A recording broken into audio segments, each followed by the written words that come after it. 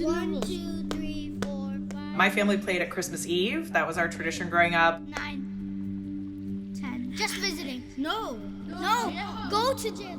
I grew up in the Pacific Northwest, so it was cold and rainy. We had a lot of time to stay inside and play games. And nostalgia. You know, my grandmother, my parents, I played with my brother. 4, 5, 6. You know, it was one of the rare things that really brought all the generations of my family together.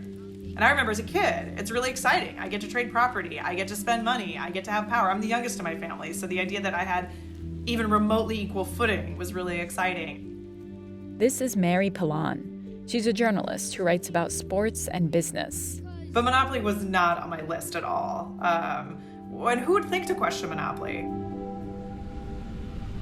Okay, the name of the game is Monopoly. Do you all know how to play the game? No. Yes. No. What? Okay. I think that we should review the rules. No, I know the game, don't worry. I tried playing with my nephews recently, Hello, I'm Ali. I'm Zaid. I'm Taha. and they had a lot of questions. Wait, we can steal? What do they mean by mortgage? No, you can't steal. Oh, how much is the rent? Questions that feel much bigger than a board game. Inflation Nation. The Consumer Price Index rose 8.6% in May to a new 40-year high. No matter who you are, no matter where you live, no matter how much you make, you're impacted by it. 8.6%, that's really a tough number to swallow here. You have to go back to 2009, 13 years ago, to find a time when these economic numbers are as bad as they are today. In 2009, I was working at the Wall Street Journal. It was the Great Recession, the worst economic collapse since 1929. We didn't see it coming. I don't know who did. The Dow plunged to a record low yesterday, reaching 777 points, and that is the largest single-day point loss ever. Nearly $2 trillion tax dollars have been shoveled into the hole that Wall Street dug, and people wonder, where's the bottom? And people were drawing a lot of comparisons between the economy then and the Great Depression. I've been effectively unemployed for over a year. I'm on the line, and I'm putting applications in, resumes, and I'm not getting hired. And I've been in that house since 1982. I don't want to move. I've had to resort to taking my Social Security. The 401k drop was tremendous. One was 80, 88,000, and then it went down to like 50. And that's where the savings was. I'll have to work for the rest of my life.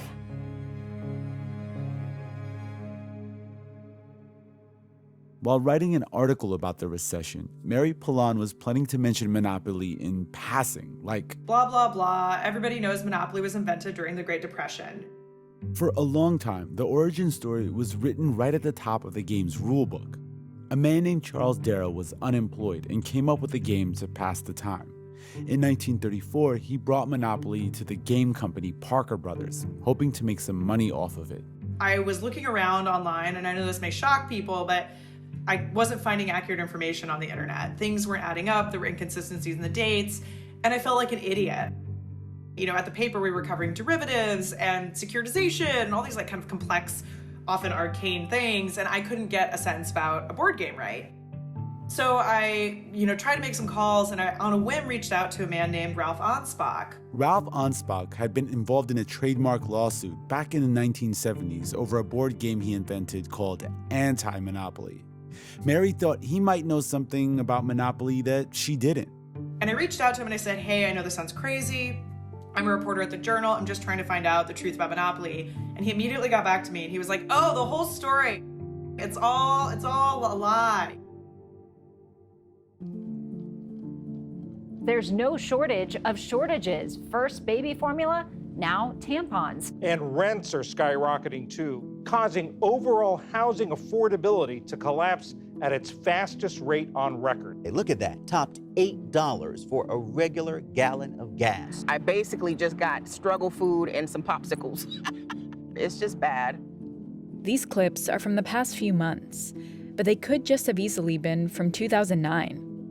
We're facing another so-called once-in-a-generation crisis, one that's again forcing us to reckon with all the ways that our system is letting us slip through the cracks. So why are we still sitting here talking about Monopoly? Why are we? We have to look at board games as cultural artifacts, the same way we look at songs, books, movies. They represent the time periods that they're in. Monopoly reflects some of the enduring inequities in American society and the uglier parts of our history, from segregation and redlining to capitalism run rampant. Yet it's also built on this powerful American lore, the idea that anyone with just a little bit of cash can rise from rags to riches in this country. And people keep buying it, even during periods where that's obviously not true. Sales actually went up during the pandemic, and Monopoly remains one of the best-selling board games in history. So what does that say about the aspirations, desires, and myths we as a country have held onto for more than a century? I'm Rand Abdelfattah. I'm Ramtin Arablouei.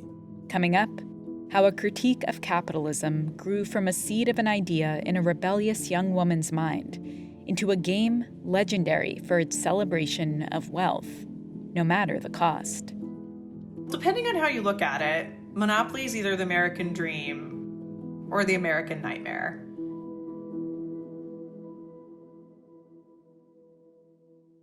Hi, this is Nuria de las Casas from Newton, Massachusetts, and you're listening to Throughline from NPR.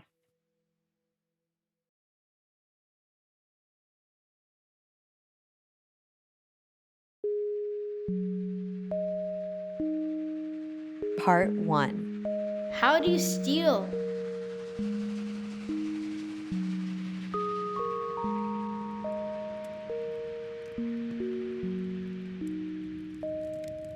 It's 1879, in a small town in Illinois where 13-year-old Lizzie McGee is curled up next to the fire with a book her father gave her.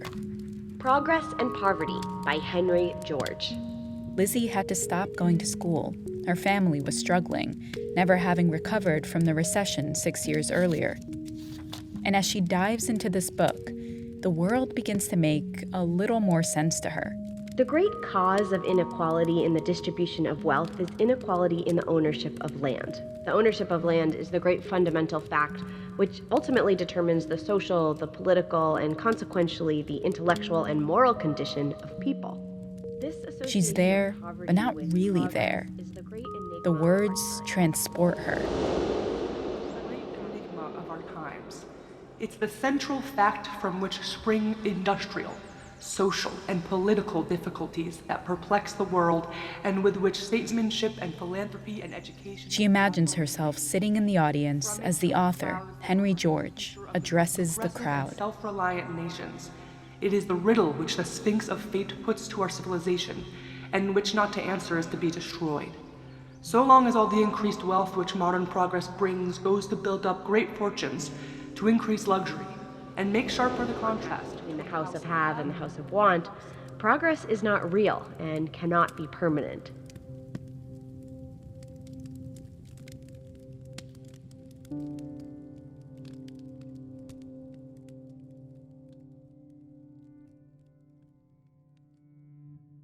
Henry George is pretty much the equivalent of a rock star. He was huge in his lifetime. He'd started forming his ideas about the pitfalls of extreme wealth while traveling around the world to places like Australia and India.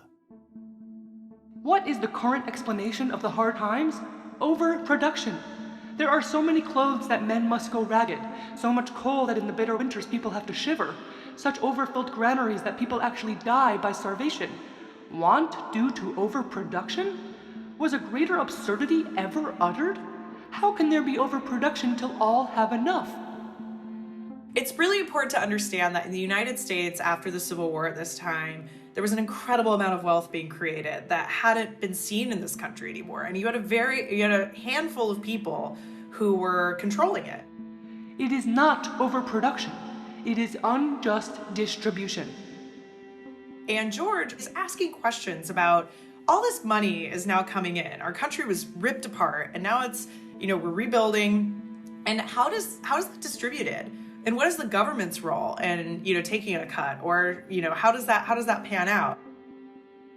A growing number of Americans were fed up with the monopolies of the so-called Gilded Age, railroads, sugar, oil, and the growing riches of the elite few, the Vanderbilts, Carnegies, and Rockefellers. The vicious, the ignorant, and the millionaires. Lizzie's dad, James McGee, a staunch progressive who traveled with Abraham Lincoln during the Lincoln-Douglas debates, strongly backed the ideas of Henry George.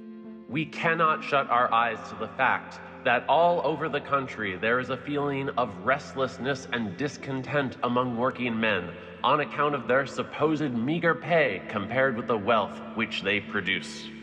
He understood that wealth and owning land were deeply connected. Whoever owned the land made the profits and maintained all the power. And he made sure that his daughter, Lizzie, knew it too, not just by giving her books, but by encouraging her to live a life that transcended the societal norms of the time. And she did. I have often been called a chip off the old block, which I consider quite a compliment, for I am proud of my father for being the kind of an old block that he is. She's involved in theater, she's writing poetry, she's writing stories, and she was an impassioned advocate for women's suffrage. So at a time when women couldn't vote, when it was dangerous for women to assert themselves in the public realm, here she is engaging a political discourse. And so she's out there. I mean, that was not a thing that women were, encouraged to be doing at the time. Professionally, she got a job as a stenographer. She dabbled in engineering and invented a whole new tool for stenography, which she went and got patented under her name. So she was absolutely a trailblazer. Throughout all her adventures, Lizzie kept going back to the ideas of Henry George, to the book her father gave her all those years ago. She became friends with Henry George's son and became the secretary of the Women's Single Tax Club of Washington, a club dedicated to advancing George's central theory on how to solve inequality. As I say, the man that owns the land is the master of those who must live on it. So the single tax theory, the general idea was that you had a land value tax, also known as a single tax. And the general idea is to tax land and only land. So then that shifts the tax burden to wealthy landlords. Anybody who lives in New York or Los Angeles or a high rent neighborhood, I'm sure, is kind of nodding their head at that. Nodding head. And that message really resonated with Americans in the late 1800s because this is at a time when poverty and squalor are very much on display in urban centers. And that's part of why I think he had such a big audience. And they sometimes called themselves the anti-monopolists. Those were people who wanted to break apart monopolies, break apart these, concentrations of power, whether it's railroads, banking, steel.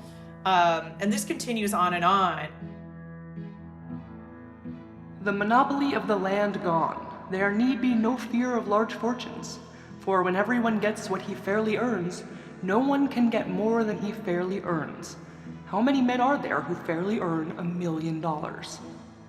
It's about income inequality. It's about how do we tax people? How are the wealthy treated? What are we doing for those who are in poverty?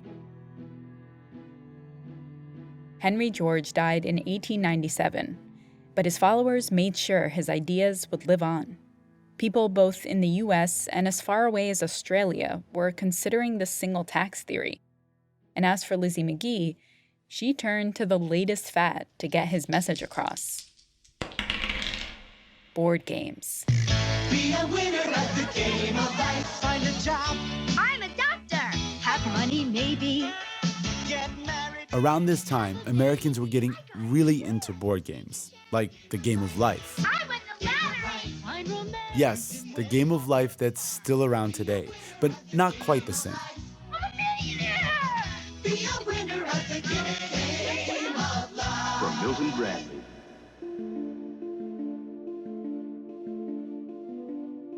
The Game of Life had been around for a while at that point. That was a game that was published by Milton Bradley. And the Game of Life the original version is very dark. It's very much about teaching kids about the morality of the world. Mary writes that the board had an intemperance space that led to poverty, a government contract space that led to wealth, and a gambling space that led to ruin. The game these days has almost none of that, but it still imparts a particular message of what one should expect out of life. A car, a job, a marriage, kids, and a house. With the single tax theory in mind, Lizzie McGee invented what she called the landlord's game, the very first version of Monopoly. She gets her patent for the landlord's game, which is Monopoly, in 1904. Fewer than 1% of patents in the United States were granted towards women. But she's Lizzie McGee, so she got approved. And she creates the landlord's game as a teaching tool, because it's one thing to read about these ideas, and she obviously was writing and very involved in that too, but a game is a really wonderful way to teach someone something. They learn that the quickest way to accumulate wealth and gain power is to get all the land they can in the best localities and hold on to it.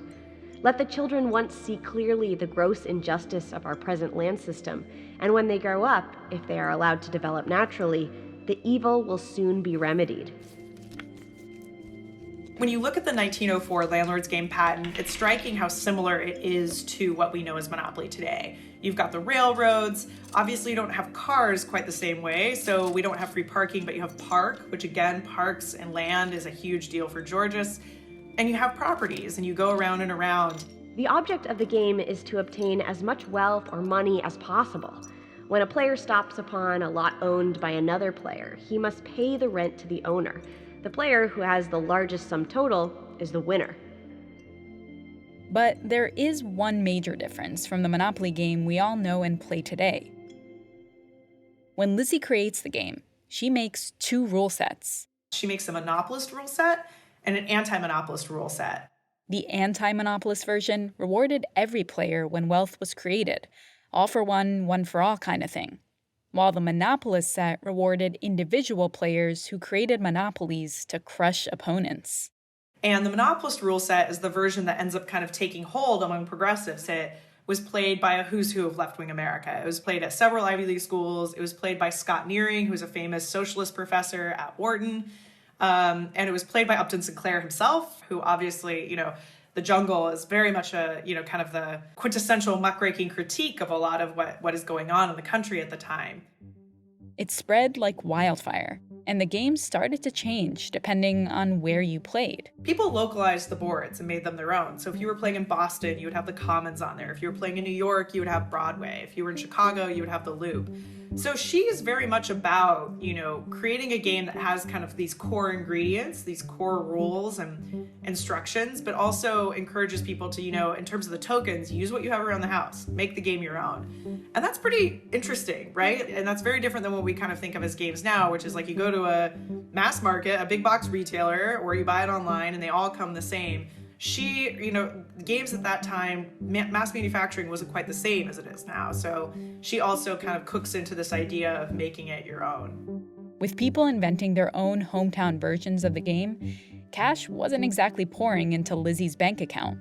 She wasn't making money off the patent, and she wasn't getting known. But the game sure was, being played and reinterpreted everywhere. We are flying over a well-known eastern city that is remarkable because manufacturing is almost non-existent. A city whose principal business is the entertainment of millions. Atlantic City, often called the vacation capital of the nation.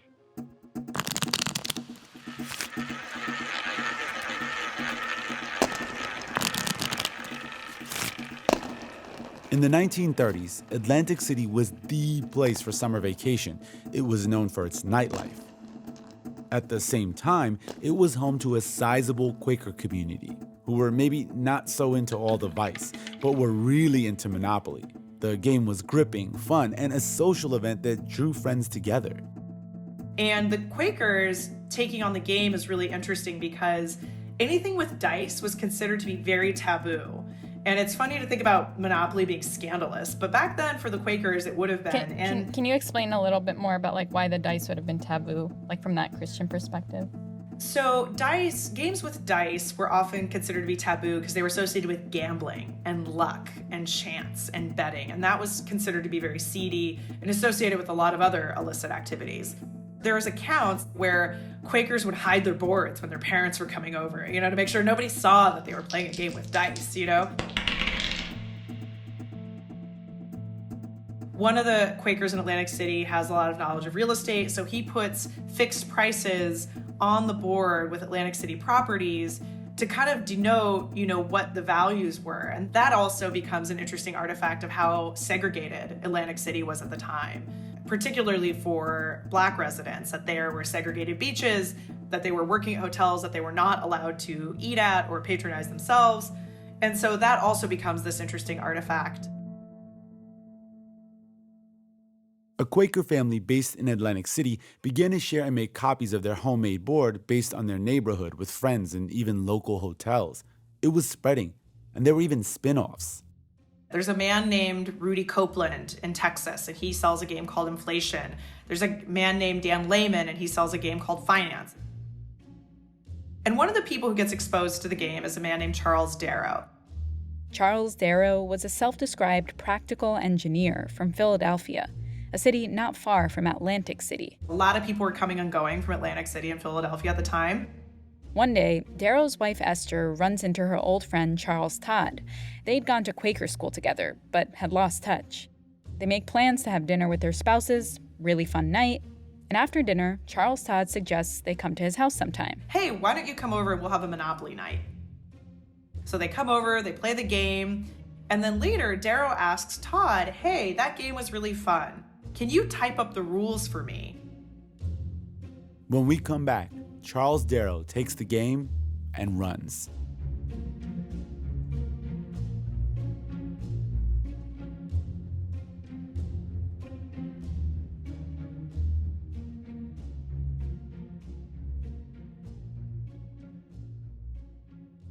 Hi, this is Emily Smaldone from Concrete, Washington, and Long Hearing Farm. Thank you so much for the show. It has kept me company through many long hours of field work.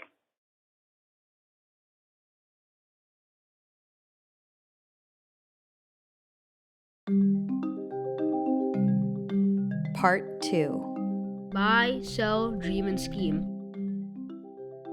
We left off with Charles Darrow learning to play Monopoly with Charles Todd, who learned in Atlantic City. After that game, Darrow asks Todd to type up the rules.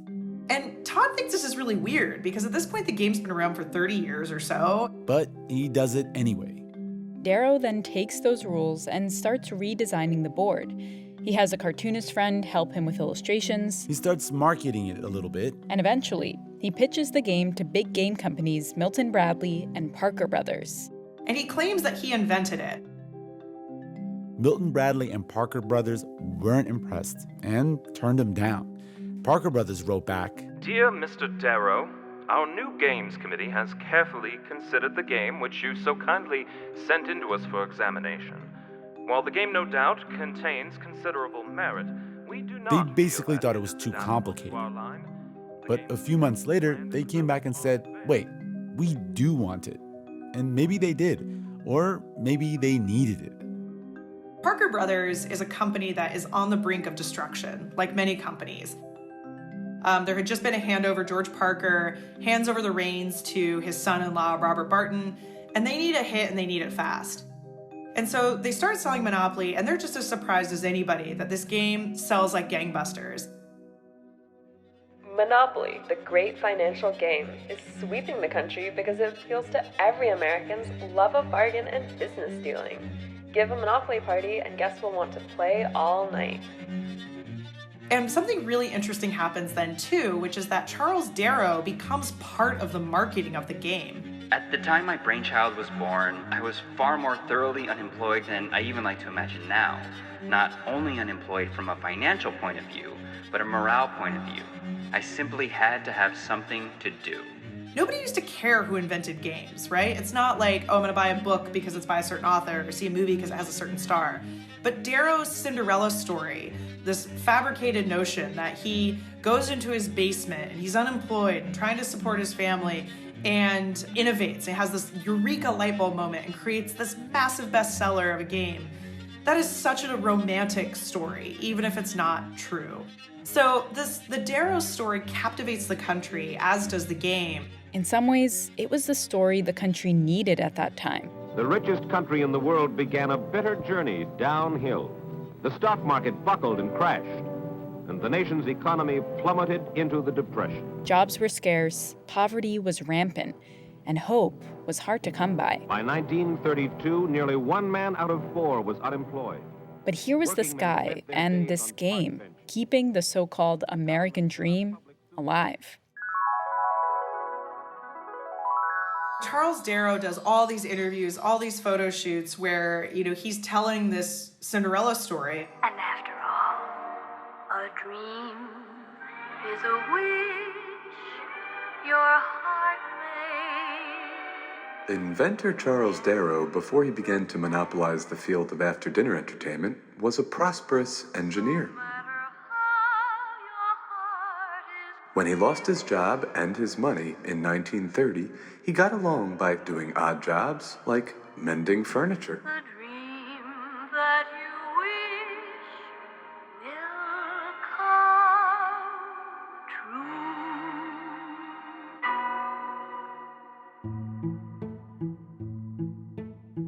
And they start to put it in the game itself. It was tucked in the game I played. It was 1934, the height of the Great Depression, when Charles B. Darrow of Germantown, Pennsylvania, showed what he called the Monopoly game to the executives at Parker Brothers.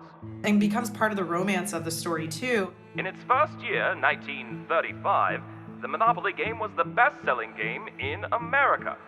The rest, as they say, is history. If you think about the news industry, when you get an error and it gets picked up everywhere, it's very hard to course correct that, right? So especially back then, this is obviously way, way before the internet.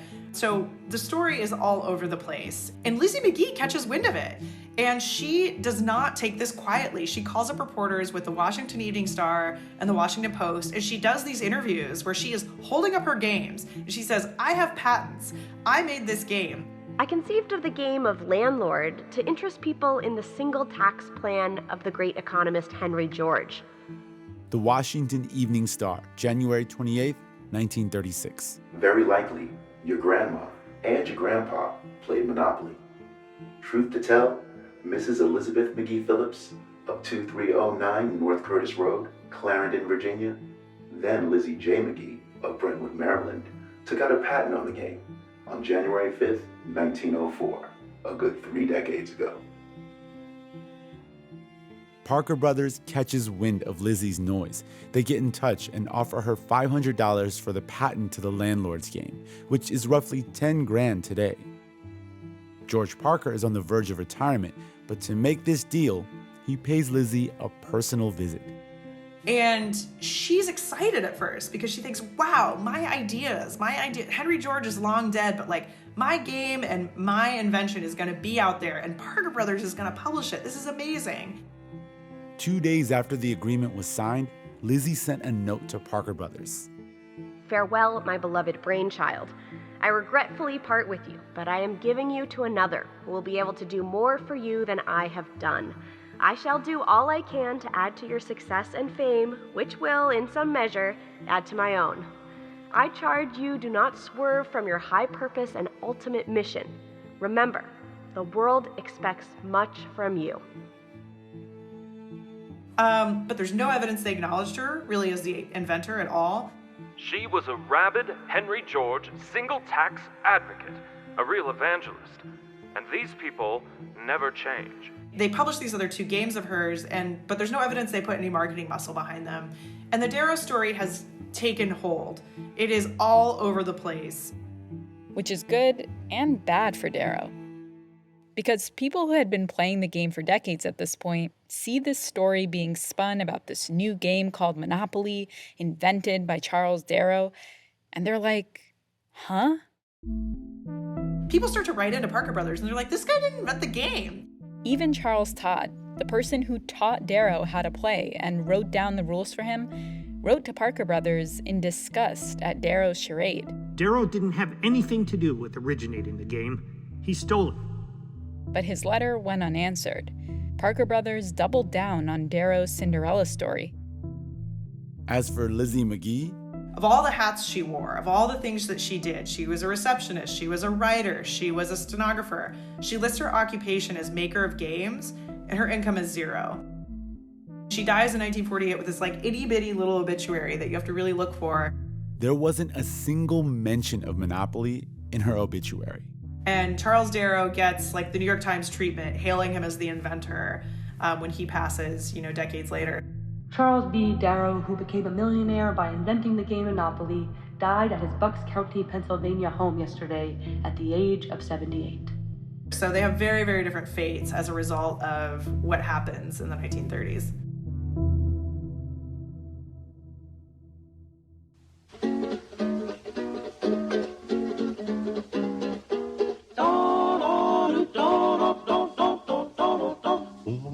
All the day long, whether rain or shine, she's a part of the assembly line. She's making history, working for victory. Rosie, the riveter, keeps a sharp lookout for sabotage. After World War II, Monopoly has another surge because everybody comes home and wants a refrigerator and a big car and a house and a game of Monopoly.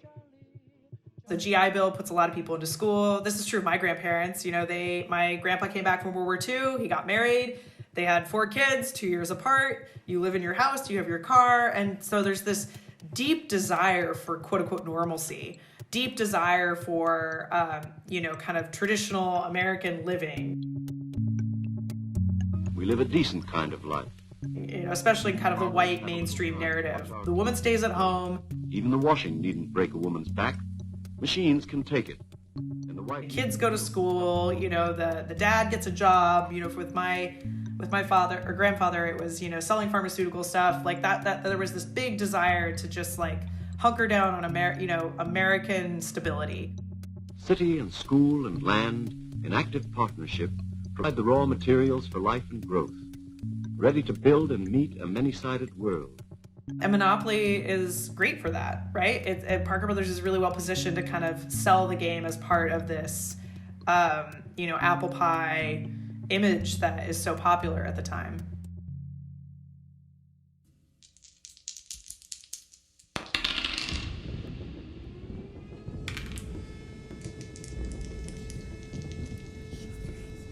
Monopoly had become a potent symbol of the US and everything it stands for.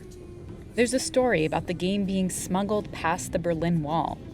Another one about how Monopoly helped prisoners of war escape German POW camps. Allied forces would send games of Monopoly as care packages, but the care packages were actually escape kits filled with compasses, money, and maps, all hidden inside the games. It was literally seen as something that would save people or save people's lives. So Monopoly, after World War II, becomes an even more potent symbol of Americana.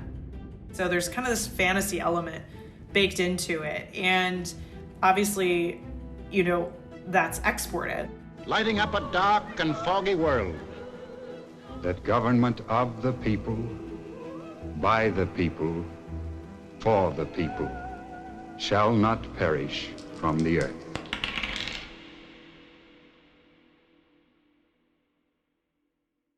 I mean, keep in mind that just throughout this whole history, no one expected Monopoly to be a hit. Hits in the board game industry are extremely rare, and no one expected it to be a multi-generational hit, a thing that would, every 10 or 15 years like that, that's insanely unusual. So by this point, Parker Brothers has a lot to gain by pumping Monopoly as a brand and as a story, which is money. They, becomes kind of their cornerstone of their games catalog and still is a huge title for Hasbro, which acquired Parker Brothers Milton Bradley, much, much later. So again, there's a lot of vested interest in Monopoly at this point. Which keeps the Charles Darrow myth alive and well into the 50s and 60s. I think the Darrow myth has a lot of resilience baked into it. Like one of the themes of that story is if you work hard, you'll get rich, you'll innovate, you'll make something that will heal the world and heal yourself.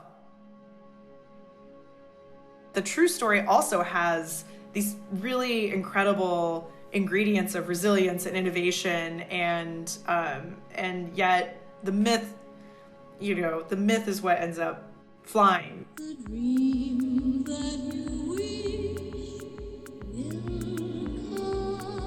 Coming up, Mary calls a man who brings the myth back down to earth. He was like, I've waited 40 years for someone to ask me about this.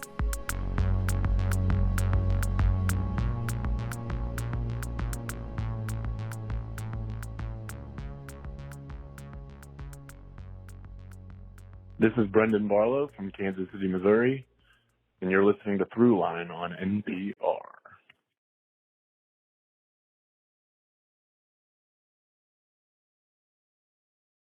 Part 3. How to win.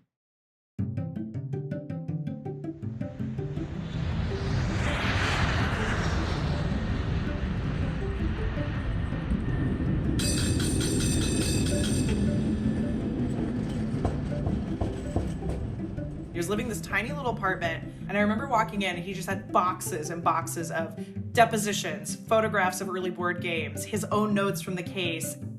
During the Great Recession, Mary Pilon flew to San Francisco to meet an econ professor named Ralph Anspach, who she'd called up on a whim. She had to know more about this monopoly mystery he'd held onto for nearly 4 decades. So Ralph is very much proudly kind of an eccentric professor. He, has this wavy hair that's kind of all over the place. Piercing blue eyes. The buttons on his shirt don't line up, and, there's papers all over the place, and that's who he is. As Mary spent more time with Ralph, talking to him and sifting through all those boxes, she began to piece together his story, like a movie reel, playing out scene by scene. Born in 1926 in the free German mini-state of Danzig, under the shadow of Adolf Hitler's rising Nazi state. The son of a Jewish banker and a homemaker. Life, liberty, and the pursuit of happiness. 1938, New York City, became a U.S. citizen. I pledge allegiance. Stationed in the Philippines during World War II. Troops blast their way through.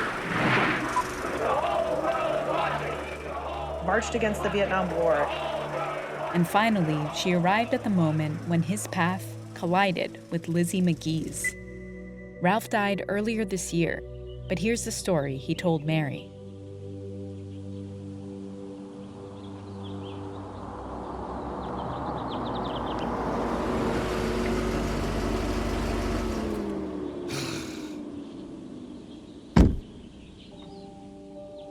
Ralph Anspach slammed his car door shut. Finally, he was home. It had been another excruciating commute from his classroom in San Francisco to where he lived with his family in Berkeley. He stomped up the steps of his ramshackle yet oddly majestic Victorian house, mumbling under his breath.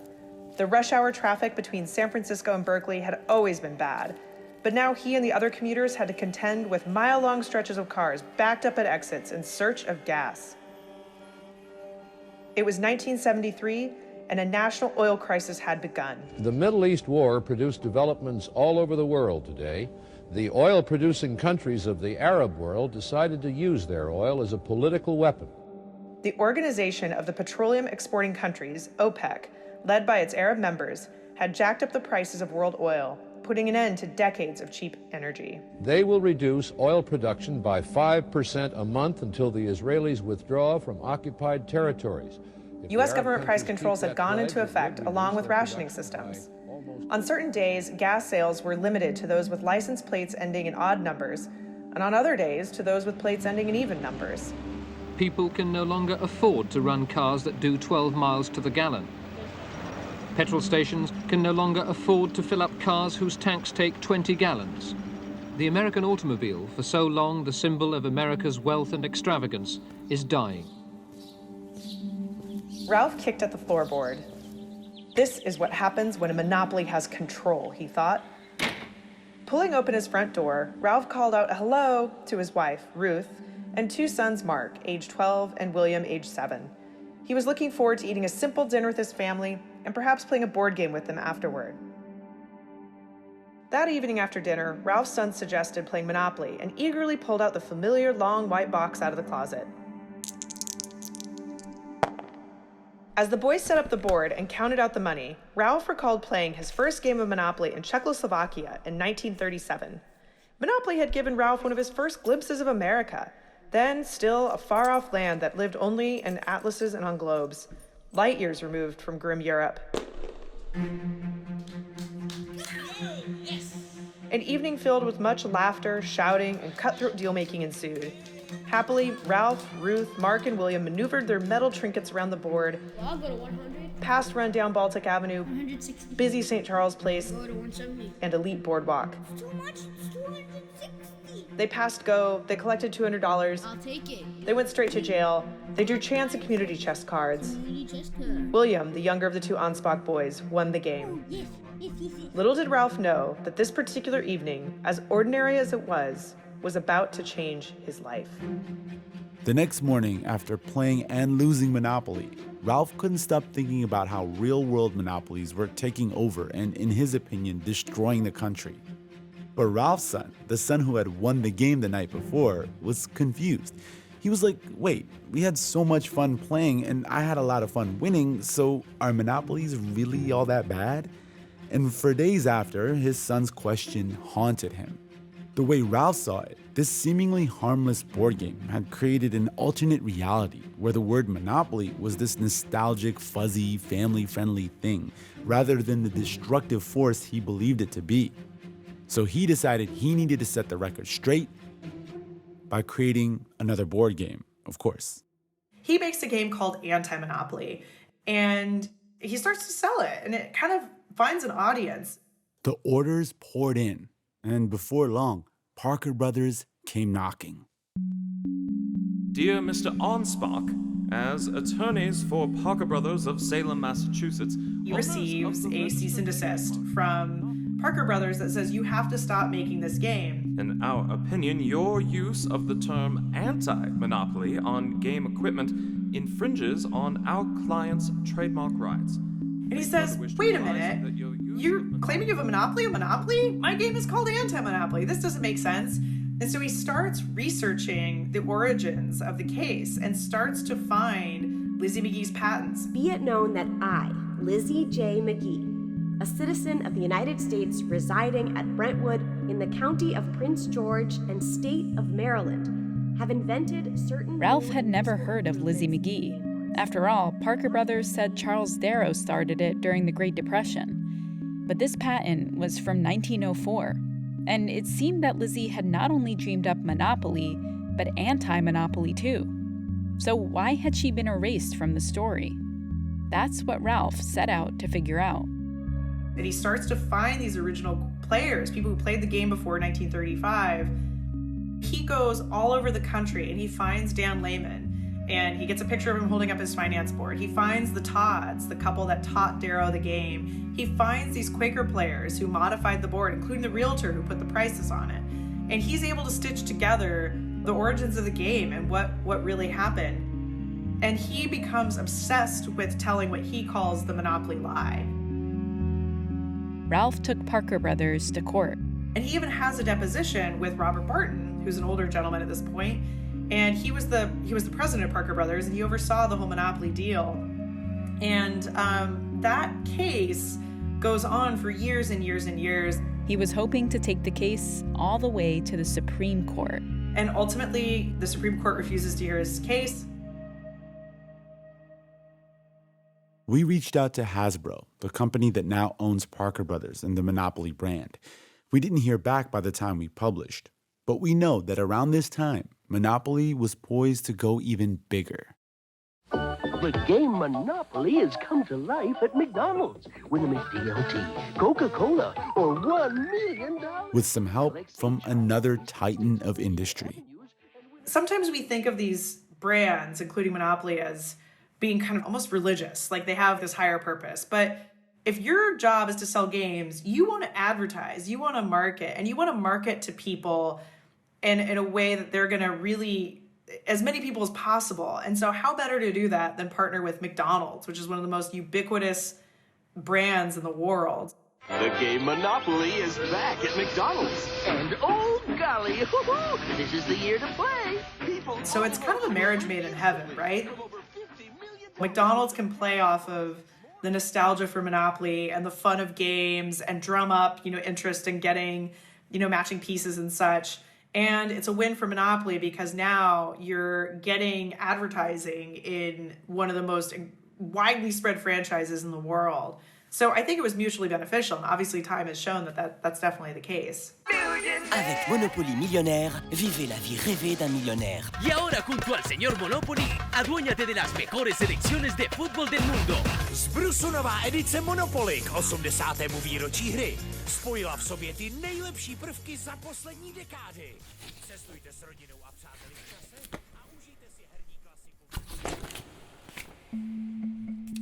As Mary sat in Ralph's apartment learning about all of this in the year 2009, she was floored by how much the things in these boxes from decades earlier, Henry George's ideas about housing, Lizzie McGee's questioning of monopolies, Ralph Ansbach's critiques of capitalism, reflected the world outside.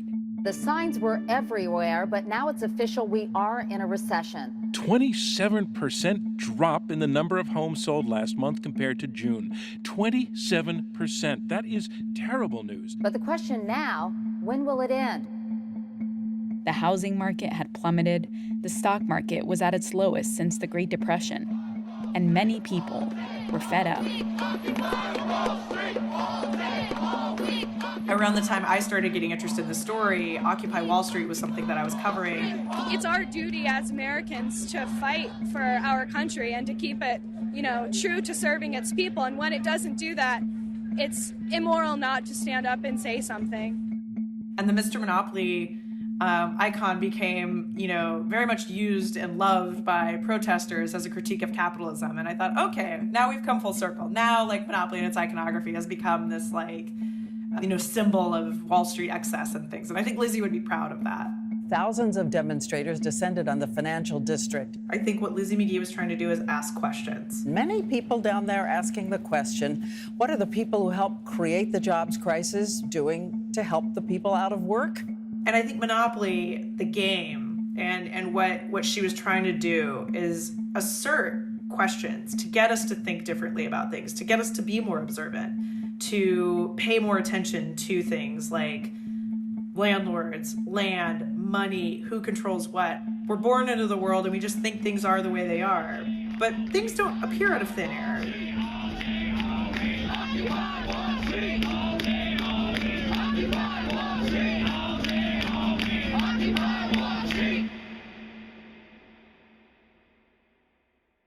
Amazon is now responding to a report from Congress that found it's acting like a bully of sorts to its competitors. Google is now under sharp attack. To many, it is a symbol of unchecked power. And lawmakers say Amazon and other big tech companies have a monopoly, and it's time for a change. Many of the practices used by these companies have harmful economic effects. They discourage entrepreneurship, destroy jobs, hike costs, and degrade quality. Simply put, they have too much power.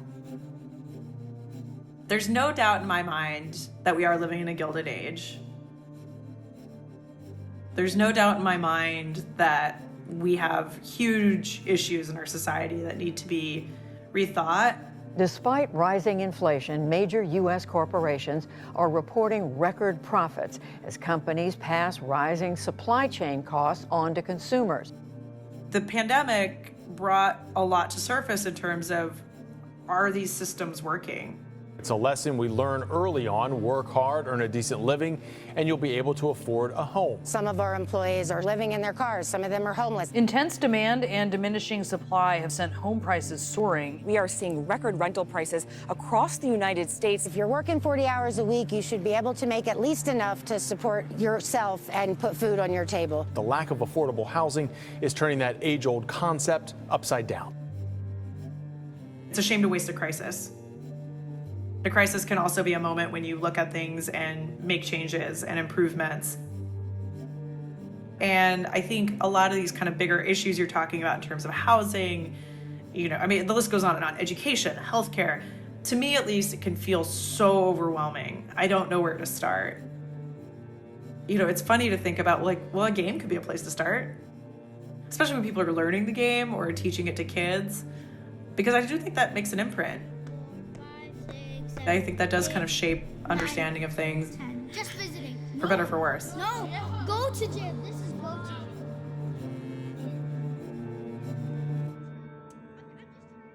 That was Mary Pilon. Her book is called The Monopolists: Obsession, Fury, and the Scandal Behind the World's Favorite Board Game.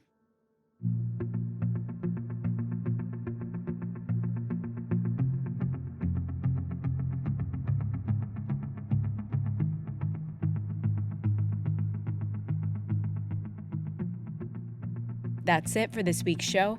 I'm Randa Abdelfattah. I'm Ramteen Arablouei, and you've been listening to Throughline from NPR. This episode was produced by me. And me and Lawrence Wu, Lane Kaplan-Levinson, Julie Kane, Victor Ibeas, Anya Steinberg, Yolanda Sangweni, Casey Minor, Christina Kim, Devin Katayama, Amiri Teller.